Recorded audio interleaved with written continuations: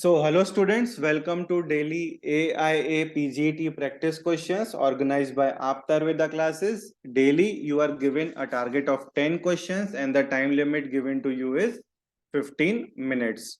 Now, I will let you know how you can solve the test. It's very simple. First, download the Aaptar Veda classes app from Google Play Store. After that, complete the process of signing up.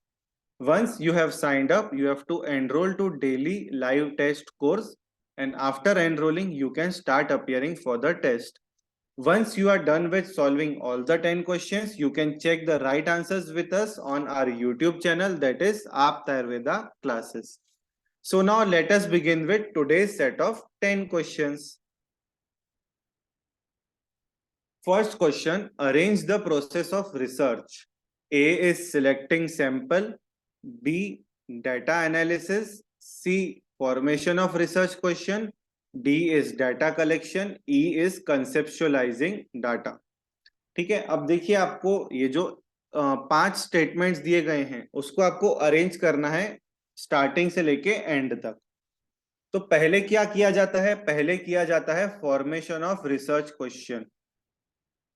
ठीक है, research question बन गया, उसके बाद किया जाता है conceptualising data. ठीक है, उसके बाद सिलेक्टिंग सैंपल, डाटा को कंसेप्चुअलाइज हो गया, फिर सैंपल का सिलेक्शन किया जाता है, this is the third one. इसके बाद डाटा को कलेक्ट किया जाता है, this is fourth. And fifth जो लास्ट है, डाटा का एनालिसिस किया जाता है। ठीक है, तो क्या सीक्वेंस सही होगा? पहला सी आएगा, सी के बाद ई आएगा, ई के बाद ए, देन डी आएगा एंड लास्ट बी आएगा। सी ई ए डी बी, ये हमारा राइट आंसर है। सो यहां जो right C, option C is the right, C E A D and B. Important है ये, और ऐसे क्वेश्चंस जनरली पूछे जाते हैं एआईपीजीटी में, तो हमें उसकी प्रैक्टिस करना जरूरी है। ठीक है, option C is correct. Next, नीचे दो कथन दिए गए हैं, एक अभिकथन ए और दूसरा उसका कारण।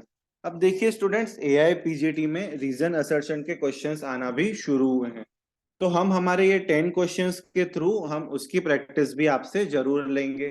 तो यहाँ एक क्वेश्चन आया गया है, ए देखिए जो असर्शन दिया गया है, तक्र को शीतकाल, अग्निमांद्य, वातवेदी, अरुचि एवं स्त्रोतोरोध में निर्देश किया गया है। आर क्या कहता है? क्योंकि तक्र उष्णवीर्य, दीपन, कषाय, मधुर, अम्ल मधुर रस युक्त होता है। ठीक है, चलिए अब देखते हैं। जो पहला बताया गया है, तक्र को शीतकाल, अग्निमांद्य, वातवेदी, अरुचि, स्त्रोतोरोध, बिल्कुल सही है ये। नेक्स्ट देखिए, तक्र उष्णवीर्य होता है, दीपन, कषाय, अम्ल रस, मधुर रस युक्त, ये भी सही है। ठीक है, और ये आर ए की सही एक प्रकार से एक्सप्लेनेशन है। तो हमारा राइट आंसर क्या होगा? ऑप्शन डी यहां पर सही होगा। ए और आर दोनों सही है, परंतु आर ए की सही व्याख्या है। ठीक है, ऐसे क्वेश्चंस को सॉल्व करने की हैबिट डालिए, थोड़े कंसेप्ट बेस्ड क्वेश्चंस रहते हैं ऐसे, और यही क्वेश्चंस रहते हैं जो हमारा रैंक डिसाइड करते हैं। ठीक है, तो हमारी पढ़ाई उस हिसाब से होनी चाहिए। So option D is correct. Next question number 3, शर्करा को देखकर उसकी मधुरता का ज्ञान किस प्रमाण से होता है? ए प्रत्यक्ष, बी अनुमान, सी युक्ति एंड डी इज आप्तोपदेश। अब ठीक है, देखिए यहां पर कैसा है, शर्करा को देखकर उसकी मधुरता का ज्ञान, यानी एक प्रकार से कौन सी इंद्रिय यहां पर कार्यरत है? यहां पर रसेंद्रिय है। ठीक है, यहाँ पर जो भी मेन फंक्शन हो रहा है वो रसेंद्रिय का हो रहा है, टेस्ट के द्वारा हो रहा है। ठीक है, और रस का अनुमान किसके द्वारा होता है? वो होता है अनुमान प्रमाण के थ्रू। ए प्रत्यक्ष, बी अनुमान, सी युक्ति, डी आप्तोपदेश। बट यहाँ अनुमान के द्वारा ही रस परीक्षा की जाती है। सो ऑप्शन बी अनुमान इज करेक्ट। रेफरेंस चरक विमान, चौथा अध्याय, श्लोक नंबर इज 8। ठीक है, इंपॉर्टेंट है ये क्वेश्चन, थोड़ा कंसेप्ट वाला क्वेश्चन है, इसीलिए ध्यान से पढ़ना है अपने को इसको। अनुमान इज करेक्ट। क्वेश्चन नंबर 4, निम्नलिखित में से कौन सा माध्यम पदलोपी समास का उदाहरण है? संस्कृत का ये क्वेश्चन है। एआईपीजीटी में संस्कृत के क्वेश्चंस भी पूछे जाते हैं, 2-3 आउट ऑफ 120। तो यहाँ देखिए पहला ऑप्शन क्या है, देव ब्राह्मण, बी ज्ञान प्रदानम, सी पाणोकृत्य, डी व्याघ्री। तो यहाँ माध्यम पदलोपी समास का राइट आंसर यहाँ पे क्या है, देव ब्राह्मण। ठीक है, ये उसका उदाहरण बताया गया है। संस्कृत का जब व्याकरण आपको पढ़ाया जाएगा तो सारा समास का जो प्रकरण है वो डिटेल में समझाया जाएगा। ठीक है, तो फिलहाल यहाँ पे ध्यान में रखिए ए इज करेक्ट, देव ब्राह्मण। Question number 5, Ayush research portal was launched in which year? History of Ayurveda का क्वेश्चन है। आयुष मिनिस्ट्री के ऊपर भी एआईपीजीटी में बहुत क्वेश्चंस आते हैं, तो हमें थोड़ा बहुत वहां का भी नॉलेज पता होना चाहिए। तो यहाँ आयुष रिसर्च पोर्टल कब लॉन्च किया गया था? Option A 1999, B is 2010, C 2011 and D 2012। तो आयुष रिसर्च पोर्टल लॉन्च किया गया था 2011 में। ठीक है, सी करेक्ट है, यहाँ पर नोट करके रखिए। और आयुष मिनिस्ट्री के बारे में जितनी ज्यादा आप इंफॉर्मेशन निकाल सकते हैं वो एक जगह पे कलेक्ट करके जरूर रखिए, बिकॉज एआईपीजीटी में अभी क्वेश्चंस आना शुरू हुए हैं उसके ऊपर। ठीक है, तो ध्यान में रखिए 2011 Ayush research portal was launched. Question number 6, सूची 1 को सूची 2 के साथ सुमेलित कर सही विकल्प का चयन कीजिए। क्रम का ये क्वेश्चन है।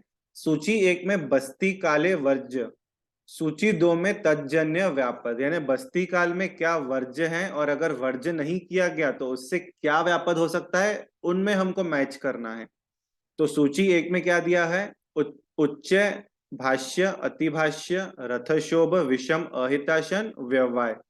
सूची 2 में हतेंद्रिय उपरोध, बाधिर्य, मन्यास्तंभ एंड कंडूपाम। ठीक है, अभी चलिए एक एक करके हम इसको मिलाएंगे। तो पहला जो है उच्चैर भाष्य अतिभाष्य, उससे क्या होता है, उससे होता है मन्यास्तंभ। तो यहाँ ए लिख दीजिए। रथशोभ, रथशोभ से क्या होता है बताया गया है, रथशोभ से होता है हृदय इंद्रिय उपरोध। तो यहाँ बी लिख दीजिए, बी के आगे 1। विषम अहिता, विषम अहिताशन से होता है कंडू और पामा। तो यहाँ सी आ जाएगा अपना। एंड व्यववाय से क्या होता है, बाधिर्य। तो यहां आ जाएगा डी। तो करेक्ट सीक्वेंस क्या है, A3, B1, C4 and D2। Option C यहां पर करेक्ट है। ठीक है, इंपॉर्टेंट है ये, हम यूजुअली चरक सिद्धि स्थान तक नहीं पढ़ पाते हैं, तो यहाँ वहां से भी क्वेश्चंस पूछे जाते हैं, ये ध्यान में रखिए। रेफरेंस चरक सिद्धि 12वां अध्याय, श्लोक number is 14।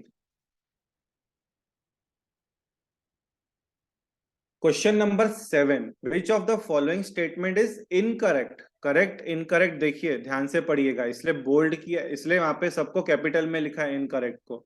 Which of the following statement is incorrect about postmortem changes? Forensic medicine का ये क्वेश्चन है। 4 स्टेटमेंट में से एक स्टेटमेंट गलत है। फर्स्ट क्या है, algor mortis is cooling of body after death. Second, postmortem staining becomes prominent by 3 hours after death. C क्या है, putrefaction is the late postmortem change. And D, rigor mortis starts first in the eyelids external. ठीक है, अब देखिए यहाँ पर right answer क्या है, it is B, this is incorrect statement.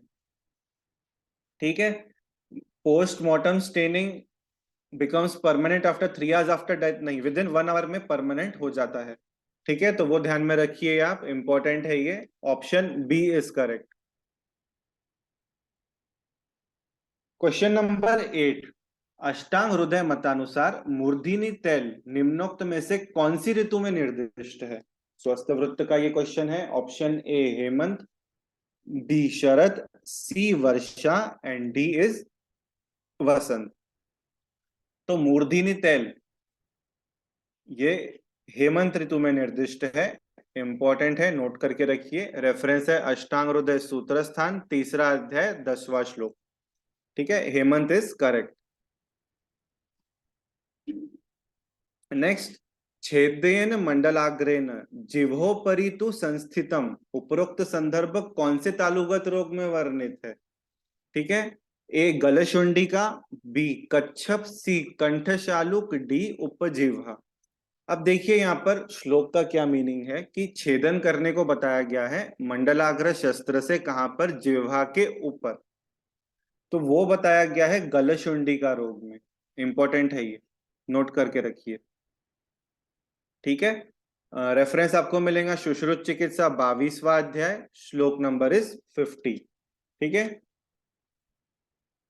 Next question number 10, नीचे दिए गए बंध को पहचानिए। अब देखिए स्टूडेंट्स, एआईपीजीटी में हमारे इमेज बेस्ड क्वेश्चंस आना भी शुरू हुए हैं। तो इट इज नॉट नेसेसरी कि द्रव्य का ही आपको इमेज देंगे और पूछेंगे। बंध के ऊपर क्वेश्चंस आ सकते हैं, यंत्र के ऊपर क्वेश्चन आ सकते हैं, शस्त्र के ऊपर भी क्वेश्चन आ सकते हैं। तो हमारी स्टडी उस हिसाब से होनी चाहिए। तो अब देखिए यहाँ पर राइट हैंड साइड पे बंध दिया गया है और लेफ्ट हैंड साइड पे 4 ऑप्शंस दिए गए हैं। ए मंडल, बी कोश, सी वित्तान एंड डी गोफना। अब बहुत लोगों को इसका राइट आंसर गैस भी कर लिया होगा उन्होंने, बट स्टिल हम बाकी स्टूडेंट्स के लिए 4 ऑप्शंस देखेंगे। पहला क्या बताया गया है? मंडल।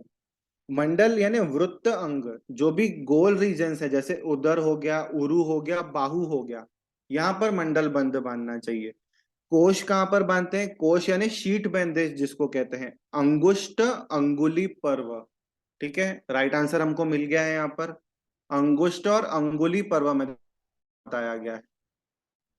ठीक है, यहाँ पर कोश बंद बांधना चाहिए, राइट आंसर इज पी। अब बाकी 2 ऑप्शंस भी देख लेते हैं। वित्तान, वित्तान के बारे में क्या बताया? शीर प्रदेश में मूर्धिनी वित्तान ऐसा श्लोक में आया है, तो वो ध्यान में रखिए। गोफना, गोफना यानी टी बैंडेज जिसको बोलते हैं, या फिर स्लिंग बैंडेज जिसको बोलते हैं। तो गोफना कहाँ कहाँ पर बांधते हैं? चिकित्सा, बस्ती और अंश रीजन, यहाँ पर गोफना बंद बांधते हैं। तो यहाँ राइट आंसर क्या है? बी कोश बंद। रेफरेंस कहाँ दिया गया है इसका? रेफरेंस है सुश्रुत सूत्र स्थान में 18th चैप्टर, और श्लोक नंबर आपको मिलेगा 19। वहां पर जिन्हें देखना है वहां पे सारे बंध का एक्सप्लेनेशन दिया गया है, वो देख सकते हैं। सो बी कोश is right answer here. So this was the last question of the day. Thank you for your kind attention.